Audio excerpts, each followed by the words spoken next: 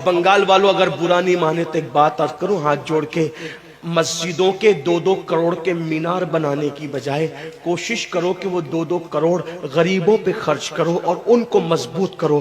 اگر ہماری قوم 10 سال میں مضبوط ہو گئی تو 2 نہیں بلکہ 10 کروڑ کے مینار ہم بنا سکیں گے۔ اس لیے میری گزارش ہے جلسوں کے خرچے بھی کم کرو، شادیوں کے خرچے بھی کم کرو اور سب خرچے کم کر کے اپنی قوم کو مضبوط کرو۔ حضور علیہ السلام اسی لیے تشریف لائے تھے۔ تو دیندار بنو، مالدار بنو، اور نمبر 3 ایجوکیشن پہ بہت محنت کرو۔ کوئی بھی جاہل نہ رہے، کوئی بھی ان پڑھ نہ رہے، خوب پڑھاؤ اپنے بچوں کو۔ 10ویں 12ویں تک کبھی مت رکنا، بلکہ اپنے بچوں کو IAS بناؤ، IPS بناؤ، ڈاکٹر بناؤ، انجینئر بناؤ۔ ڈاکٹر بھی BUMS والا مت بناؤ بلکہ MD اور اعلیٰ سے اعلیٰ ڈگری دلاؤ۔ اب آپ کہیں گے مولانا پیسے نہیں ہے، میں آپ سے کہتا ہوں ہر سال عید پہ نیا کپڑا نہ بنانا پڑے نہ بناؤ، دھلے ہوئے کپڑوں پہ عید کر لو، لیکن اپنے بچوں کی تعلیم پہ خرچہ کرو۔ اسی طریقے سے کسی اور جگہ پر پیسے لگانے کی بجائے 10 سال اگر ان 3 نکات پر آپ نے محنت کر دی، دیندار بنو، مالدار بنو اور ایجوکیشن کو عام کرو، ہر بندے کو پڑھا لکھا بناؤ۔ آپ کہیں گے مولانا نوکری نہیں ملتی، میں کہتا ہوں ہم نوکری کے لیے نہیں پڑھتے، ہم اچھا انسان بننے کے لیے پڑھتے ہیں۔ اس لیے کہ پڑھے لکھے کی تجارت میں ان پڑھ کی تجارت میں فرق ہے، پڑھے لکھے کی گفتگو میں ان پڑھ کی گفتگو میں فرق ہے، پڑھے لکھے کے اٹھنے بیٹھنے میں ان پڑھ کے اٹھنے بیٹھنے میں فرق ہے۔ دیکھو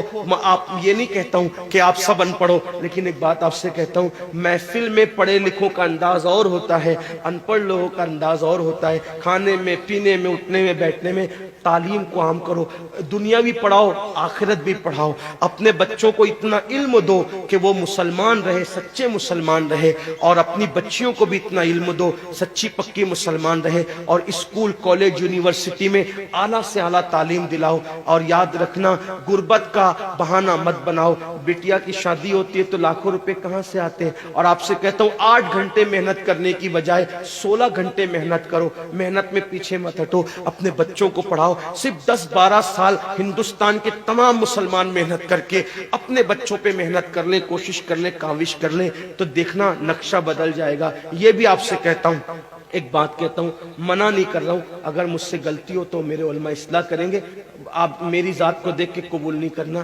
باپ کے چہلم پر 40 دیگ پکانے کی بجائے 1 دیگ پکاؤ، ان 40 دیگوں کا خرچہ بچا کر کسی بچے کی تعلیم پر اپنے باپ کے ایصال ثواب کے لیے خرچہ کر دو۔